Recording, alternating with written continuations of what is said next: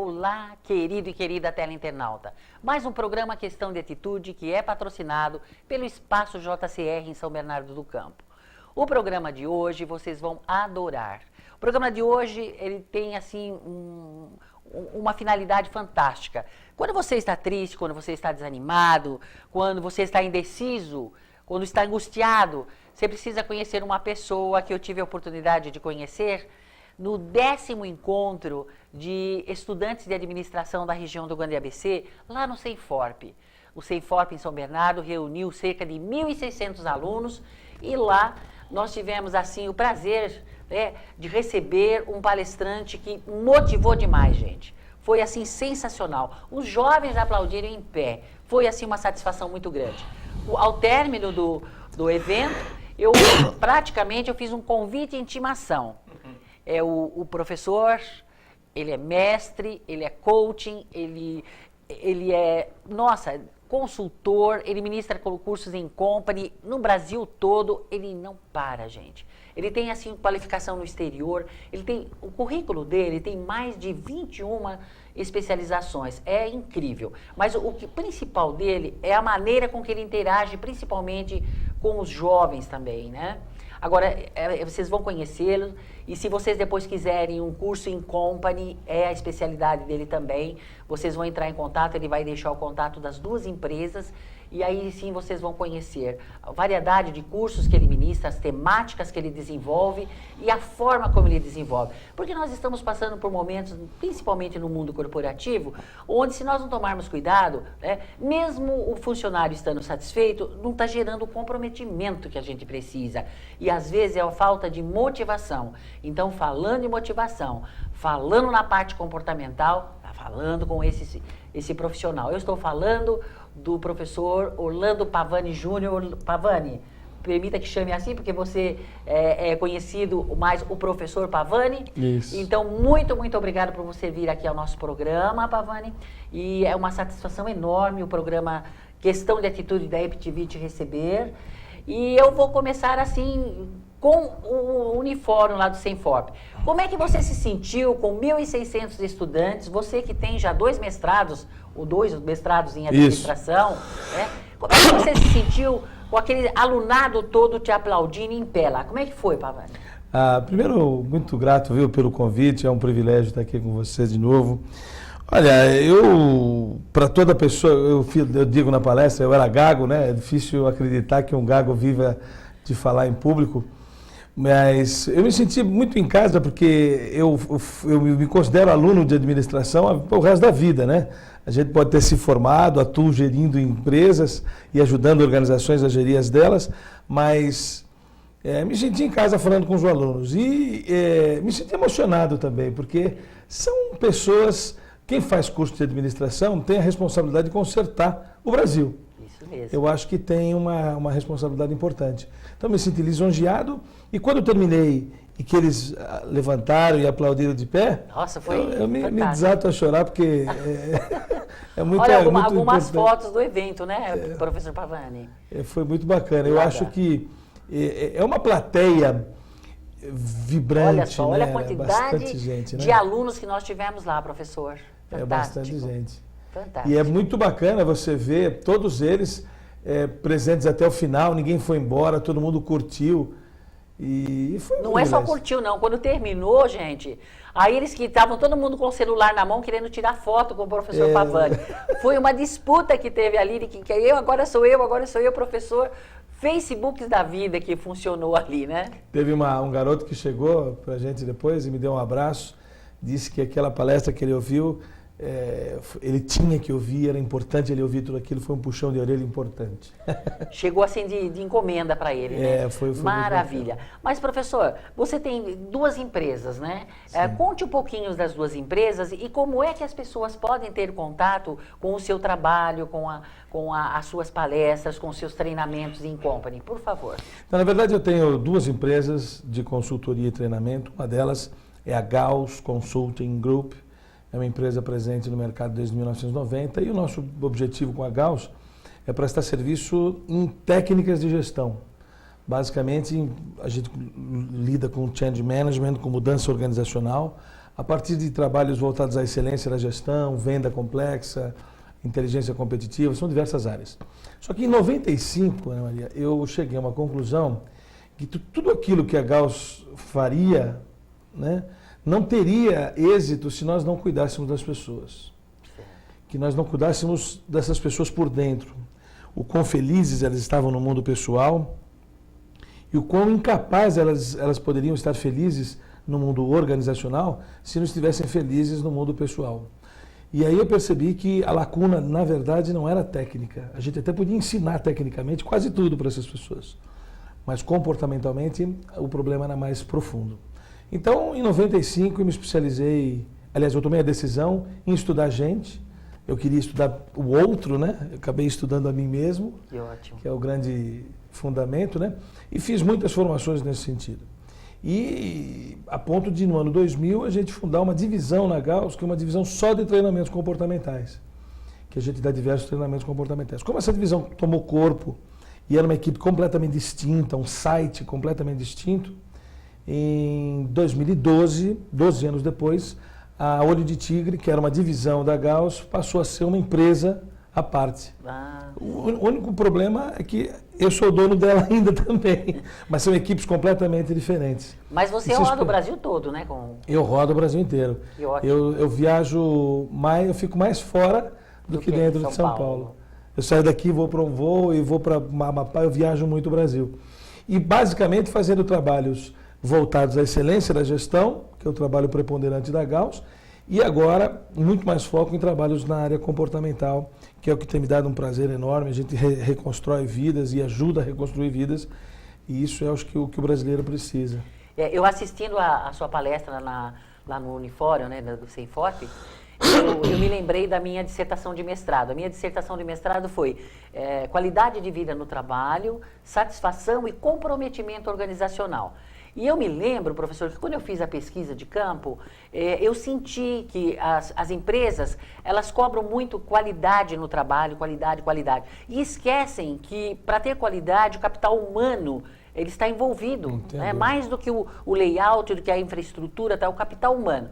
E ainda eu me deparei que, se eles tivessem qualidade de vida, e ele tendo qualidade de vida, ele estando satisfeito com a empresa, satisfação, geraria automaticamente o comprometimento organizacional. Agora, para que isso aconteça, o investimento das empresas. Eu não entendo porque às vezes a empresa quer enxugar, professor, em algumas áreas, principalmente na parte de treinamento, quando vem um retorno muito bom. Porque se traz um especialista na empresa, e nesse treinamento envolve esses funcionários, esclarece, motiva esses funcionários, não é só para a vida profissional, para a vida pessoal dele também, né? Então, eu sou a primeira a defender os treinamentos. Eu falo assim, quando a empresa tem, às vezes, criticando funcionários, às vezes eu critico superiores a esses subordinados que não tomam essas atitudes realmente de investir, né? Um investimento em treinamento. Quais os cursos, professor, que você oferece para as empresas? Assim, alguns temas que pode você ir ministrar nas empresas, não só de São Paulo, do Brasil todo. Então, corroborando com o que a senhora está dizendo, é muito importante, eu sempre disse que é uma constatação que eu tenho vendo, né? Quanto melhor academicamente uma pessoa fica, ela acaba virando uma pior pessoa. Ela não tem... Eu não sei por que isso acontece, devia ser o contrário, né? Mas a arrogância é preponderantemente mais presente no academicamente preparado. É um retrocesso. Então, mais do que nunca, a gente não consegue fazer um chefe brilhante se ele não for um pai brilhante, se ele não for um marido brilhante, se ela não for uma esposa brilhante, uma mãe brilhante, uma namorada brilhante, um dono de cachorro brilhante, um tio brilhante. Então não tem jeito, não dá para separar mais essa excelência organizacional da excelência pessoal. Você vê jogadores aí, podem saber jogar bola, mas no mundo lá fora é um desastre e não vai guardar o mesmo resultado em campo. Então, essa constatação é importante. E aí a gente desenvolveu uma série de soluções de treinamento, onde a gente chama de ciclo de desenvolvimento humano. É o método Olho de Tigre de desenvolvimento humano. O objetivo é formar, já nós vamos lançar essa grife, o Tiger Professional. É o profissional que capacitação técnica ele tem, mas tem uma capacitação energética, vigorante, ele tem faca na boca, eu costumo dizer, né? Esse profissional brilhante tecnicamente, mas que tem faca na boca, que tem sangue nos olhos, né? Então a gente desenvolveu um ciclo de desenvolvimento humano basicamente composto de 3 treinamentos. O primeiro deles, quer dizer, a ordem deles vai depender da disposição das pessoas. Mas nós temos um treinamento chamado CAC, que chama Curso de Análise Comportamental. Certo. A ideia é entender por que nós somos desse jeito. Então a gente vai falar de cerca de 10 técnicas, das quais nós fizemos a formação profunda. Está até sendo projetado alguns, Isso. né, professor? Esse aí é um curso que foi dado em Porto Alegre. A gente está dando um agora, nos 2 domingos, domingo passado e domingo que vem. E é um curso que, na verdade, a gente ensina pessoas a explicar e a compreender comportamento a partir do nosso. É um curso totalmente cognitivo, são 20 horas de aula. A gente dá 1 tera de material para as pessoas copiarem sobre comportamento humano. É um curso fantástico. Só que ele é bem cabeção. As pessoas todas com o notebook aberto, conectados à internet para questionar o que eu estou falando o tempo todo. É bem interativo. Bem interativo. E aula normal, né? Mas é aula. Só que esse curso, ele é só conceitual. E haverão várias turmas aí. Está acontecendo uma agora, aconteceu domingo passado e acontece domingo que vem. É uma turma só. Agora, existem os treinamentos comportamentais que nós chamamos vivenciais, que é o Olho de Tigre 1 e o Olho de Tigre 2.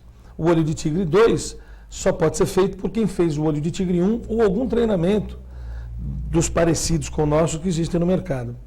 O AT1 é um treinamento fantástico, Ana Maria. Tem 16 horas de duração ininterruptas. Olha. Ele começa às 7 horas da manhã, pontualmente, não é 7:1, quem chega às 7:1 perde o investimento. Perde 1 minuto. E vai até 1h30, 2 horas da manhã. Aí tem algumas fotos do treinamento, o pessoal com almofada. Parece que aconteceu na região de Minas Gerais. É bom numa área assim, numa chácara, um hotel fazenda que quase que Tá. fecha para nós. As pessoas estão todas reclusas durante 16 horas sem parar e vivem dinâmicas. Não tem nenhuma aula data show, nada. É medo, vai viver dinâmicas que explorarão no limite o medo, a alegria, a raiva e a tristeza. Olha. Esse treinamento ele acontece sempre aos finais de semana, sempre um sábado. E o próximo agora é sábado que vem. A faixa etária do público, professor? 18 anos até 85 anos já tivemos pessoas Que ótimo. que fizeram. Apenas as pessoas que têm menos de 18 anos podem fazer. Com 16 a 18 pode fazer, mas os pais têm que ter feito e dar uma autorização por escrito. Porque o curso mexe muito com a emoção das pessoas. Entendi. Temos 13 pessoas na equipe trabalhando para dar o treinamento. Dando suporte. Dando suporte. Então, são até no máximo 20 pessoas no mínimo, 50 pessoas no máximo fazendo o treinamento. E uma equipe de 13 pessoas trabalhando, ambulância, enfermeira, tem muita estrutura para dar o treinamento.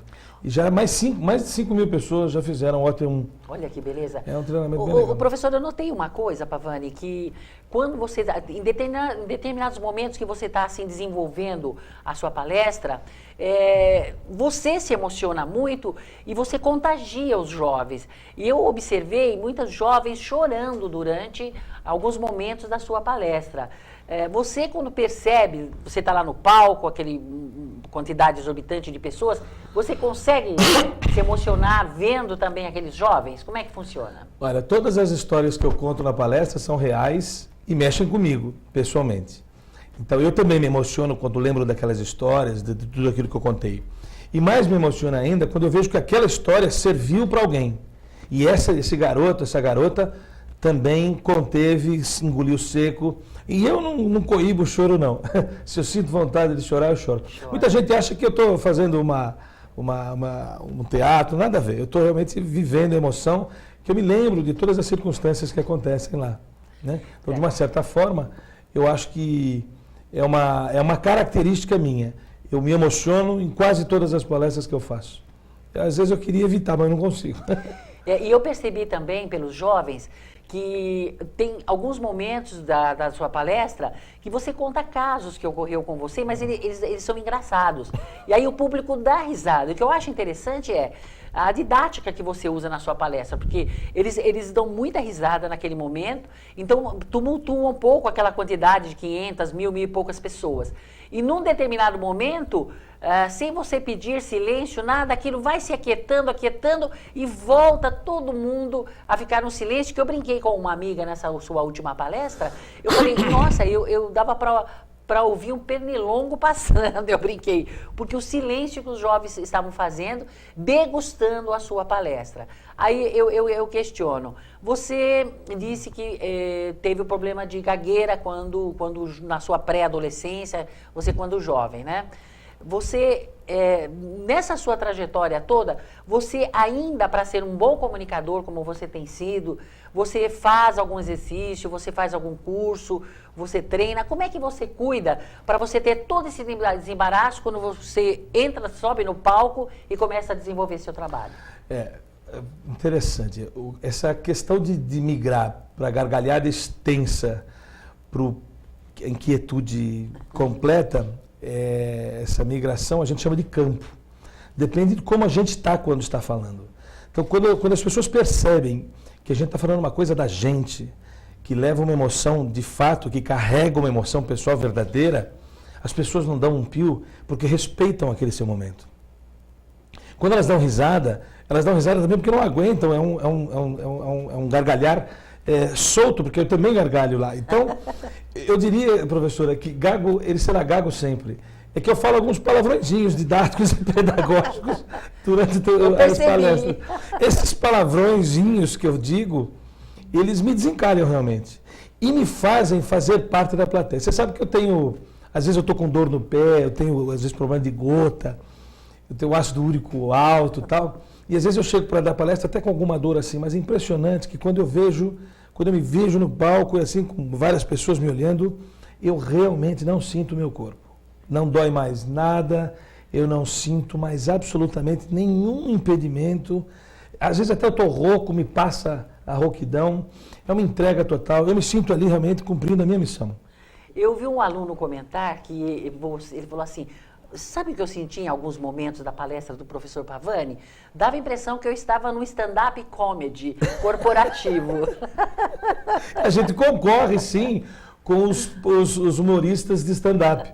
Mas a gente tem uma característica que migra da gargalhada solta para uma questão mais íntima e mais, assim, puxa para o cidadão, o que o cidadão tem feito, a atitude que o brasileiro e que o aluno tem que ter. O aluno, o funcionário, o líder, todas as pessoas na minha ambiência mais corporativa, né?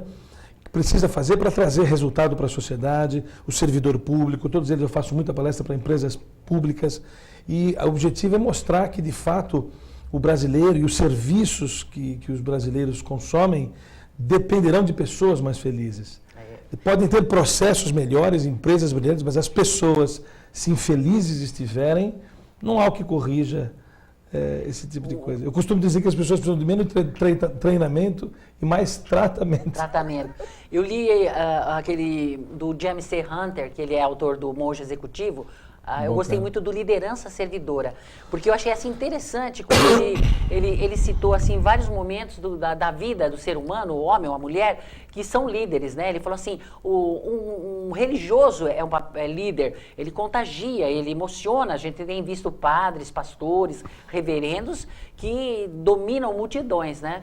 E ele fala também, ele pede até para as pessoas se basearem em Cristo. Jesus, ele fala, porque ele foi um líder servidor, né?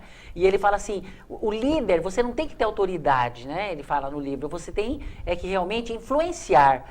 E o quanto que é legal quando a gente assistiu sua palestra, e já 2 vezes eu tive a oportunidade, uma para o Conselho Regional de Contabilista e um para o Conselho Regional de Administração, o quanto que é interessante você ali, naquele momento, um palestrante, um comunicador como líder, você influenciando, você não ditando normas, não ditando regras, você falando, você dá a impressão de que você fala assim, eu vou deixar meu coração falar, e o seu coração fala. Porque em vários momentos eu percebi que você se emocionou, que você chorou, e que você sorriu, e que você se esforçou muito para poder realmente atingir aqueles objetivos a que você se propôs e se propõe ainda, né? Para as pessoas poderem ter essa felicidade de assistir sua palestra, ou um treinamento em company, pode ser numa universidade, pode ser numa empresa pública ou privada, como é que faz um site, um telefone, um contato, professor? Veja, é muito simples. Nós temos, para questões comportamentais, eu tenho 2 vertentes, né, professor? A vertente comportamental, que é essa que a gente tem feito mais ultimamente, que me dá muito prazer e a gente sente que ajuda muitas pessoas. que é da Olho de Tigre. Então é só entrar no site www.olhodetigre, tudo junto, né? .com.br, ou ligar para um dos nossos telefones contidos nesse site. Tem vários telefones ali. Um deles está em manutenção, a gente está corrigindo, mas tem vários telefones ali para ligar. E eu queria fazer um convite a todo mundo que está assistindo. Por favor. Sábado agora nós temos o Olho de Tigre 1, que acontece em Guararema, em São Paulo. As inscrições podem ser feitas até amanhã, meio-dia ainda. No site do Olho de Tigre. Então você tem que fazer, até amanhã, meio-dia, tem que preencher um monte de coisa muito rápida para poder se credenciar, fazer o treinamento. Mas é um treinamento inesquecível, você vai dar um presente a você mesmo se fizer essa experiência. Então só até amanhã para a inscrição para o sábado agora, né? E temos o CAC, né, que também você pode ver as datas disponíveis no site. Além do OT1 que vai acontecer agora no dia 31, temos em Porto Alegre, a gente viaja o Brasil fazendo, né?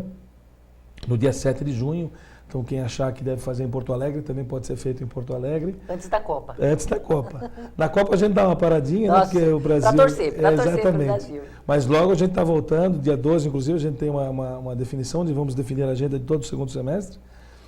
Mas esse é o site. Agora, para questões técnicas voltadas a processo, essas questões mais técnicas, da qual eu fui professor, né, seu colega junto na universidade, eu tenho outra empresa que é a Gauss Consulting, né? Então é www.gauss, com U e 2 S, consulting.com.br, e ali também tem todas as informações referentes às possibilidades e aos treinamentos técnicos que nós temos. Eu percebi que você não é egoísta, que o que você aprendeu, o que você vivenciou, você compartilha quando você fala de uma viagem, fala de uma experiência em família, fala de uma experiência num trajeto que está de trabalho ou turismo, né? Enfim. Agora, você tem colocado isso, documentado isso em papel, através de uma obra bibliográfica? Como é que você pretende fazer mais coisas ainda? Como é que está? Sim, então, eu tenho 2 livros escritos já, mas de uma característica técnica, são livros voltados à BPM, a gestão por processos, que é a área que a Gauss mais atua. Isso é um livro respeitado, chama Mapeamento e Gestão por Processos. Mas agora no segundo semestre, agora nesse períodinho aí de Copa, eu vou parar para terminar os meus livros comportamentais. Eu tenho 4 livros encomendados para sair pela editora M-Books. Um vai se chamar A Neurociência da Venda Complexa, que é para falar como é que funciona a mente de um vendedor, né, para uma metodologia de venda cuja base é o relacionamento.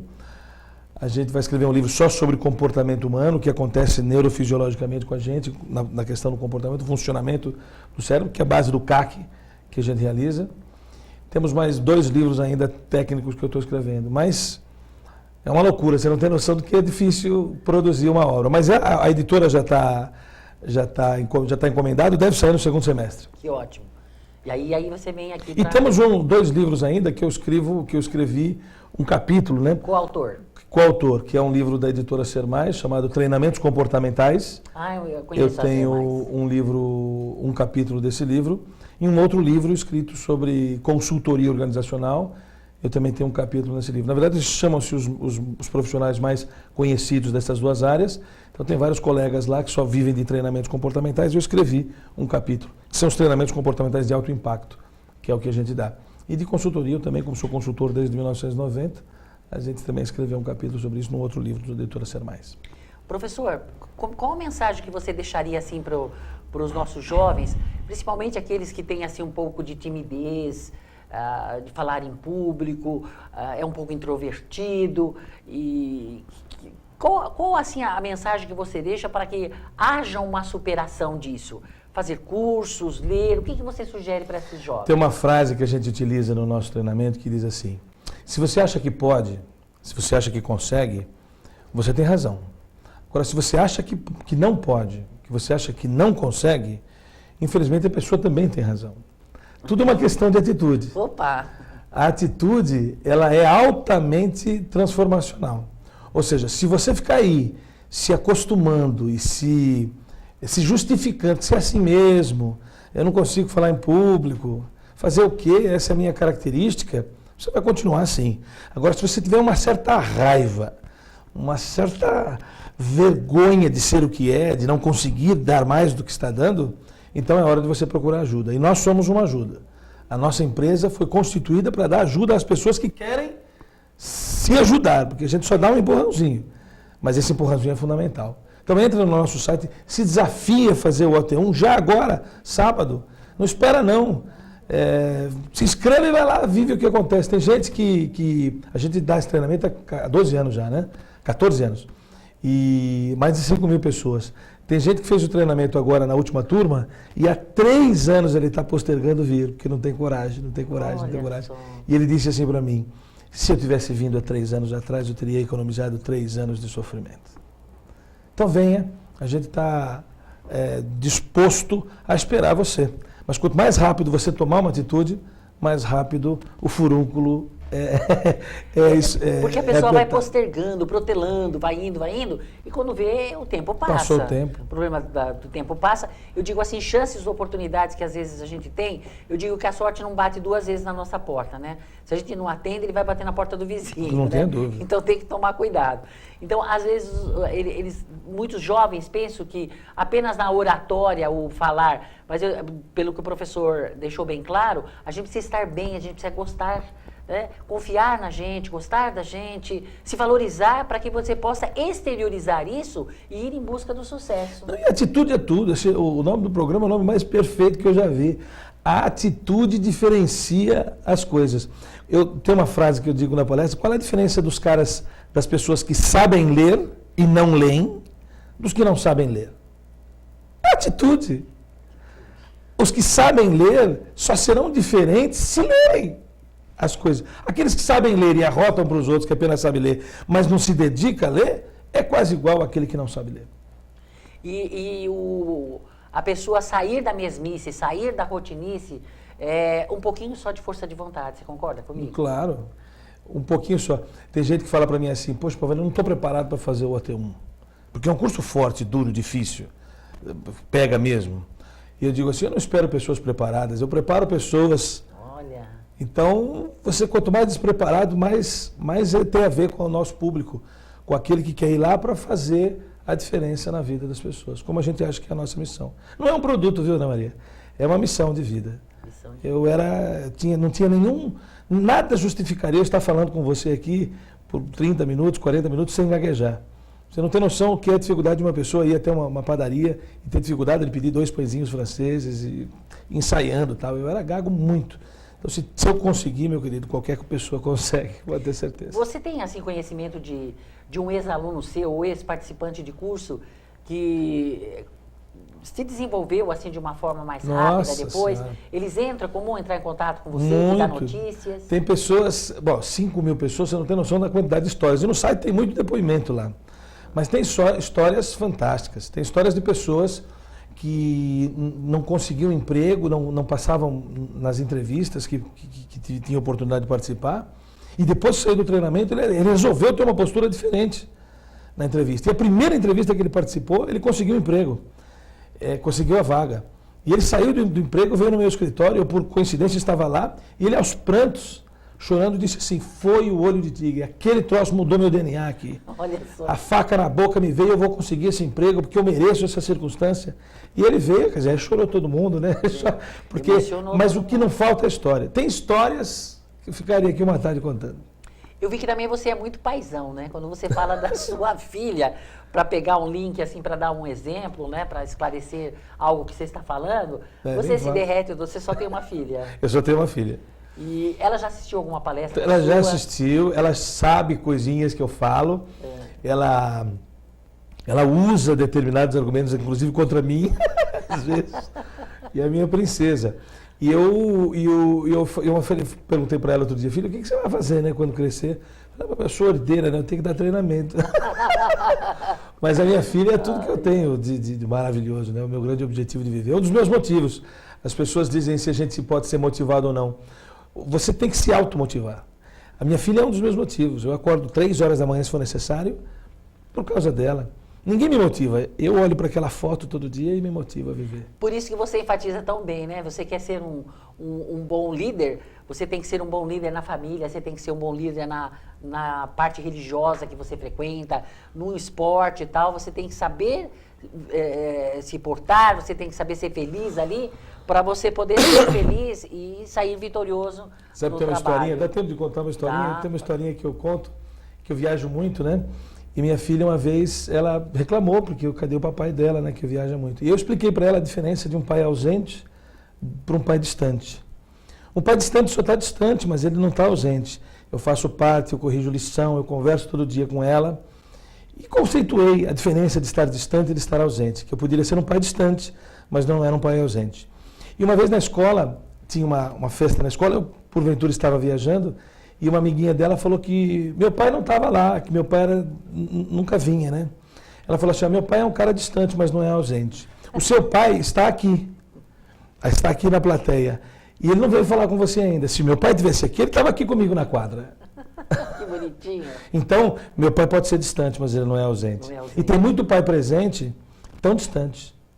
Né? Fica em casa, mas não fica presente. Não curte, Não né? curte. E o tempo passa tão rápido. Muito né, rápido. Pavani? E- Então, a gente tem que aprender a estar mesmo distante, porque o mundo hoje exige que nós estejamos distantes, mas estejamos presentes no dia a dia, né? Acorda de manhã, dá um nozinho no sapato dela, só para ela perceber que você não esqueceu dela quando ela foi embora. Sei lá, tem um monte de historinha que a gente conta. E a minha filha é meu grande objetivo. Você levando isso para você, como um líder, família, né? O pai e a mãe são líderes no grupo familiar. É. Você levando isso para o trabalho, você deixa transparecer o tipo de líder, não só democrático, acho que carismático, espiritualista. As pessoas que trabalham comigo que diriam, né? Às vezes eu sou meio troglodita, assim, eu não sei qual é a palavra, mas eu sou uma pessoa que eu posso dar bronca, mas eu estou chorando no meio da bronca. Assim. Eu sou muito emocional, né? Sou muito visceral e emocional. Então, eu sempre respeito os outros como eu gostaria de ser respeitado, mas eu diria que eu gostaria, às vezes, de não sentir tanto a coisa que eu sinto, porque eu sofreria menos, né? Tem uma escala do EQMAP que eu me misturo muito com as sensações dos outros. Mas eu sou assim, não tem jeito. Eu gosto de sentir o que eu sinto, me misturar com a sua sensação. Acho que isso me faz uma pessoa cada vez mais empática, eu curto isso aí. Faço isso com amor. E eu percebi, né? Porque quando termina a sua palestra, os alunos, os jovens, os participantes te procuram. Já aconteceu algum caso de uma pessoa chegar e exteriorizar um problema para você, que você fala, puxa vida, eu não tenho tanto tempo para poder orientar esse menino, esse jovem, essa moça, mas eu não posso deixar desfalcado também. Já aconteceu isso com você? Já. Senão você vai preocupado para casa, né? Você vai se cobrando. Eu vou preocupado quase sempre, mas já aconteceu sim. Pessoas que vêm para mim e pedem 1 minuto da minha vida, né, 1 hora da minha vida, a própria Carol. E já aconteceu de uma pessoa gaga chegar para mim, mas chorando muito mesmo, e falar assim, eu preciso da sua ajuda. Que legal. E eu falei assim, você precisa querer se ajudar primeiro, né? Então já aconteceu. E é por isso que aí quando vem, para mim a parte mais legal é depois, que eu abraço as pessoas veem, a gente se emociona junto lá, tira foto, é muito agradável. Bom, olha aí que pena, né? Nosso tempo já. Eu queria que você deixasse o seu contato rapidamente e pode divulgar o próximo curso. O meu e-mail pessoal é pavani, né? Pavani, @olhodetigre.com.br. Ou então, se alguém quiser informações sobre o treinamento, é só escrever contato@olhodetigre.com.br, que a Márcia, nossa diretora comercial, ou a Kátia, também vão atender e vão fazer o máximo possível para viabilizar que você participe de qualquer um dos nossos eventos. E nas palestras, que eu estou por aí no Brasil. Muito obrigada. Eu é que agradeço, A FTV, no programa Questão de Atitude, agradece. Desejo uma boa viagem para o Pavani, porque ele vai sair daqui do estúdio e já vai correndo para o aeroporto, que ele tem, num outro estado, ele tem um compromisso. E aí fica aí a sugestão para vocês acessarem o Olho de Tigre, e vocês conhecerem no site, vocês vão ver fotos, vocês vão ver 1000 coisas ali. E agora, minha gente, nós temos que, dando continuidade aqui ao nosso programa, vocês sabem que nós invertemos hoje, né? Toda semana nós temos um convidado que vem aqui para bater um papo com vocês, né? E nós tivemos já a Estela, do Sindicato das Secretárias, o professor Venelli, que é diretor da Universidade Metodista, que vem sobre a parte de gestão de pessoas, né? Nós temos o doutor Newton de Oliveira, que está sempre conosco aqui. E hoje nós temos aqui a presença do professor, né, que é Adalberto Morrai, que ele tem nos brindado com... É interessante o retorno que nós estamos tendo de alguns teleinternautas, é que realmente ele fala, puxa vida, às vezes eu vejo assim no bate-papo do professor Adalberto, eu vejo assim algo referente a uma aula que o professor está ministrando, ou um trecho do livro que eu assisti, e aí a gente realmente acrescenta aquilo, esclarece até aquilo que nós estamos aprendendo na universidade, quer seja num curso de bacharel ou num curso tecnólogo. Então, prazer enorme em receber o professor Adalberto, que está aqui conosco. E hoje, professor, o que você vai trazer para os nossos internautas? Boa tarde, Ana. É um prazer enorme estar presente no seu programa mais uma vez. Nós é que agradecemos aqui. E hoje a ideia é falar um pouquinho sobre a NR5. Opa, que estava devendo, né? Pois é. A ideia é falar um pouquinho sobre CIPA e suas particularidades. Maravilha. A CIPA, a Comissão Interna de Prevenção de Acidentes, que as empresas precisam, algumas investem, outras precisam reforçar um pouquinho mais. O que você traz para nós, então? Bom, vamos lá.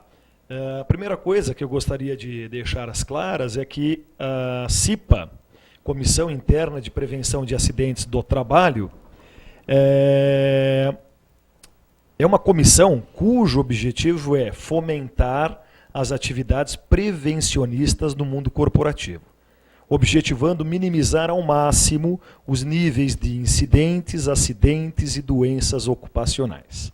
E aí as pessoas muitas vezes me perguntam, mas qual é a grande diferença entre incidentes e acidentes?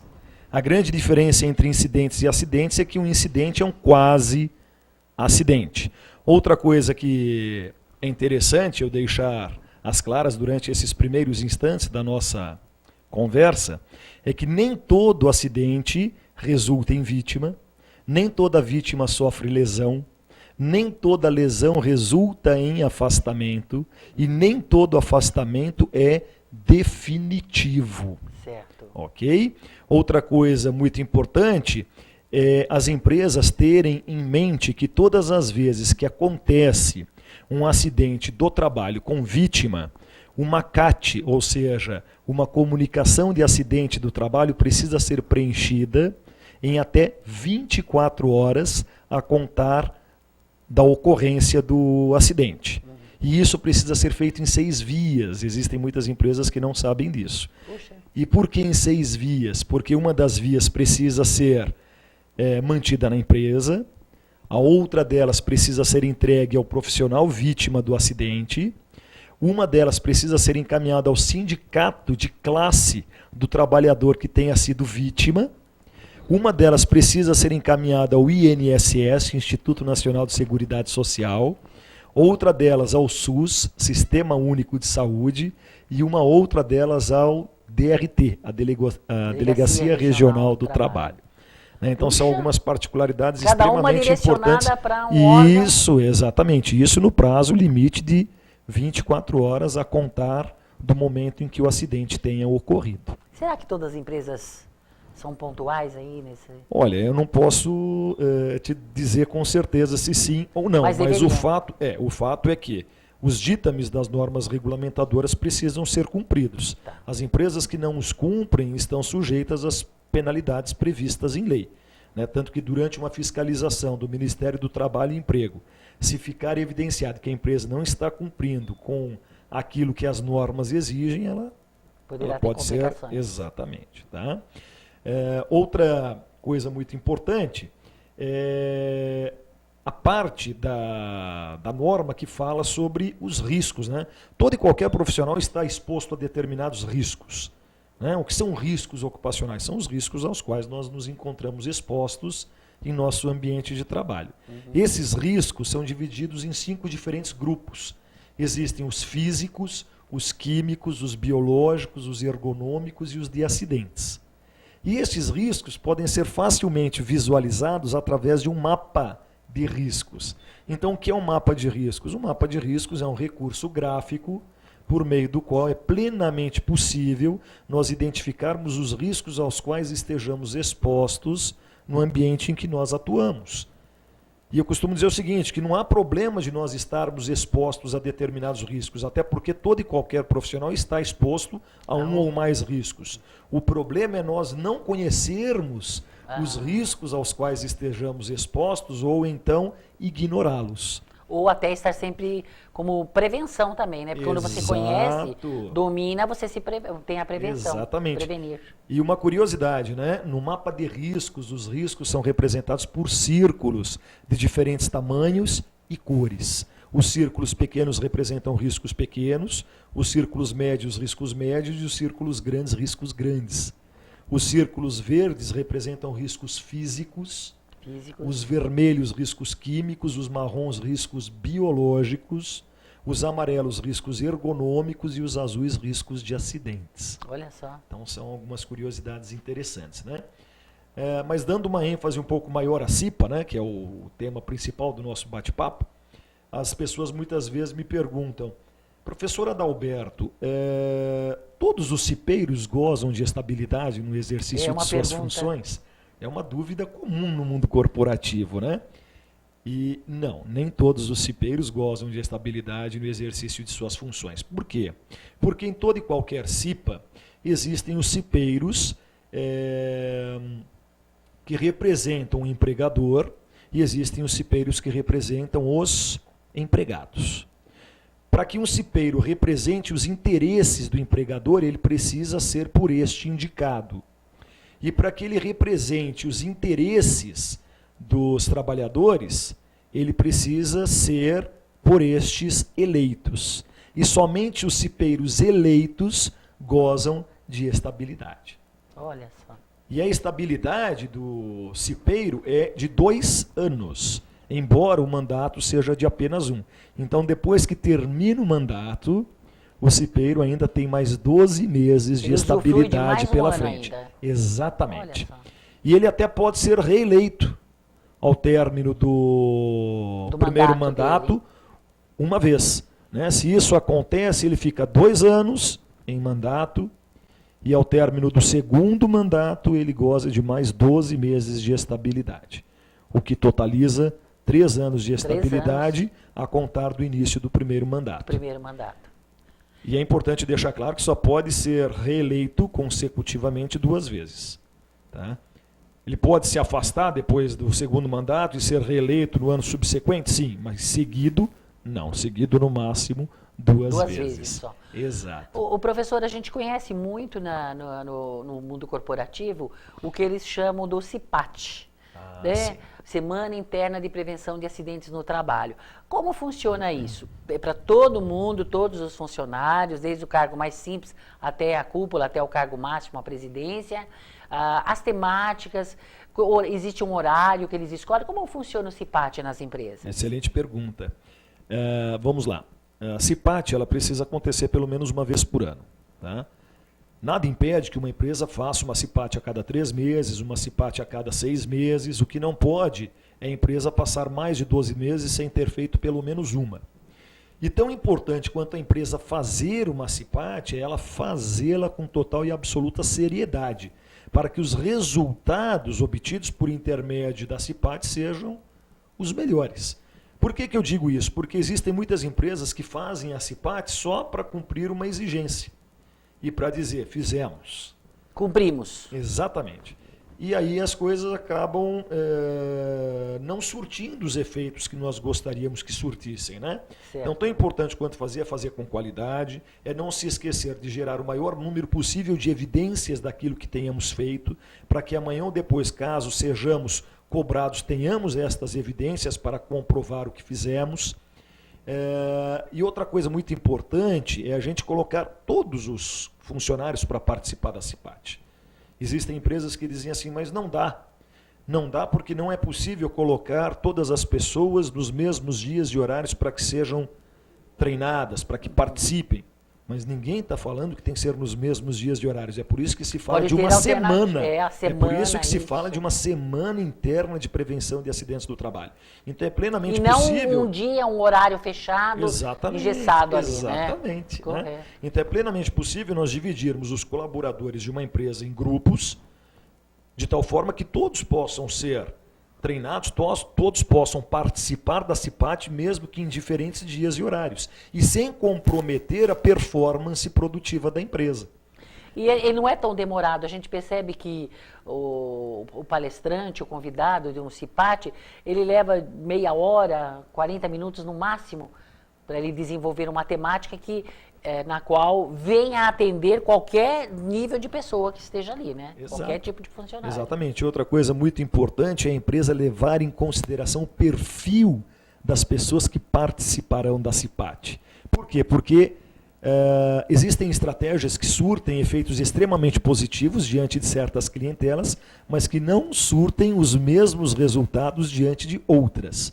Tanto que quando me chamam para fazer abertura ou fechamento de CIPAT, a primeira coisa que eu pergunto para a empresa que esteja em vias de me contratar é quem são as pessoas que vão estar presentes no evento.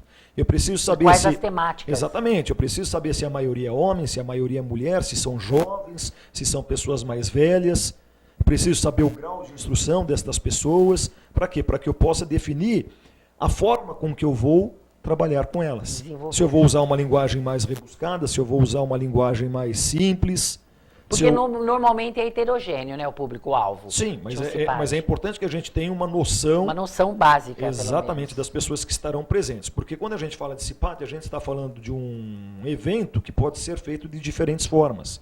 Eu posso fazer uma CIPAT através de palestra, eu posso fazer através de vídeo, através de workshop, através de teatro, através de dinâmicas em grupo e assim por diante.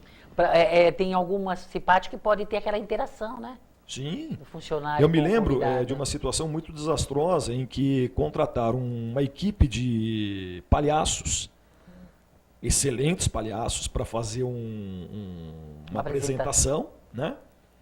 E que ninguém gostou. Por quê? Porque eles contrataram uma equipe de palhaços para fazer CIPAT para um público extremamente sério.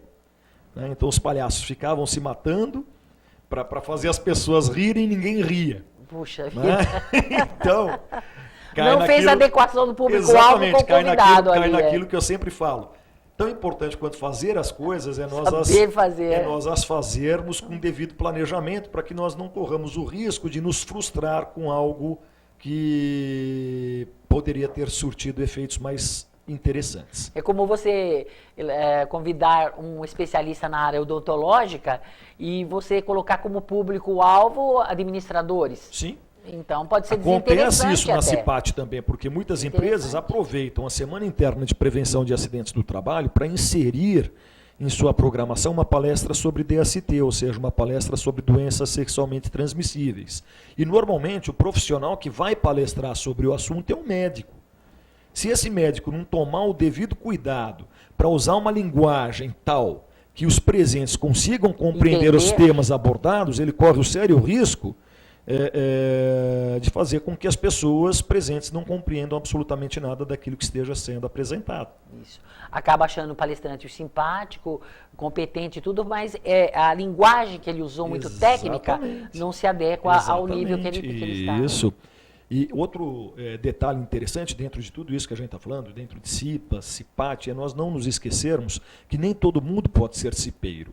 Para que uma pessoa seja parte integrante da CIPA, ela precisa ter um treinamento de cipeiro, né? E esse treinamento ele precisa ser realizado em total e absoluta conformidade com os ditames da norma regulamentadora número 5. Ou seja, ele precisa ser realizado com uma carga horária de 20 horas e não pode exceder 8 horas por dia. Esse é um detalhe interessante, porque tem muita empresa que fala assim, Adalberto, você vem aqui dar o treinamento para a gente, dá 10 horas num dia, dá 10 horas no outro, e com isso a gente mata o treinamento. Não pode. Não pode. Tá? Truncar, eu posso dar 4, 8 e 8, eu posso dar 8, 4,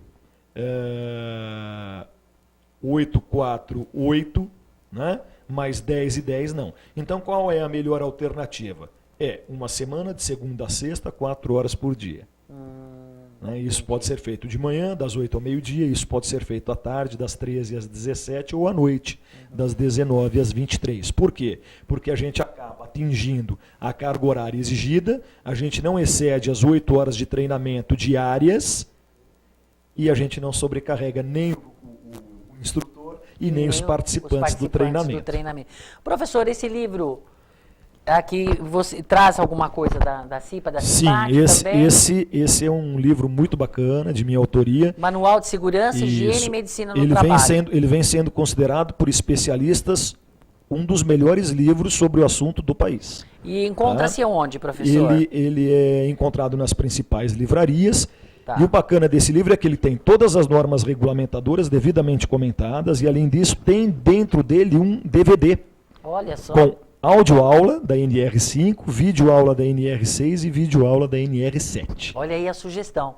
Professor, para suas despedidas aí para os nossos queridos e queridas internautas. Bom, como de praxe, eu trouxe uma frase, né, que eu fiquei pensando para a data de hoje. A reflexão, hein, gente? Quando a gente fala de CIPA, quando a gente fala de CIPAT, a gente está falando de qualidade de vida, né? Sim.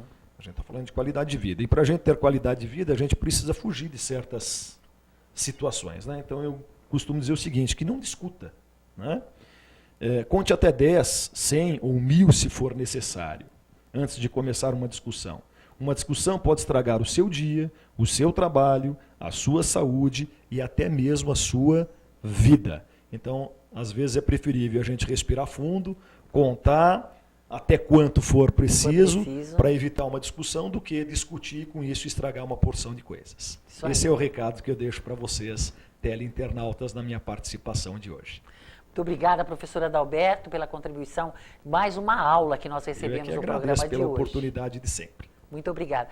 E olha aí, pessoal, vocês perceberam? Às vezes a gente fala assim, nossa, já conheço o assunto, já domino o assunto, mas sempre vem algo para acrescentar e a CIPA ou CIPAT, que todas as empresas, né, precisam e necessitam sempre de uma, não orientação, mas sempre às vezes de algumas sugestões, algumas dicas. E fica aí a dica do livro do professor, que é Manual de Segurança, Higiene e Medicina no Trabalho, que vocês podem encontrar em qualquer livraria, tá? Nós agradecemos a colaboração de vocês, o empenho de vocês em estar conosco nos programas de toda a semana e desejamos assim uma semana bem promissora para todos vocês. Até mais. Tchau, tchau.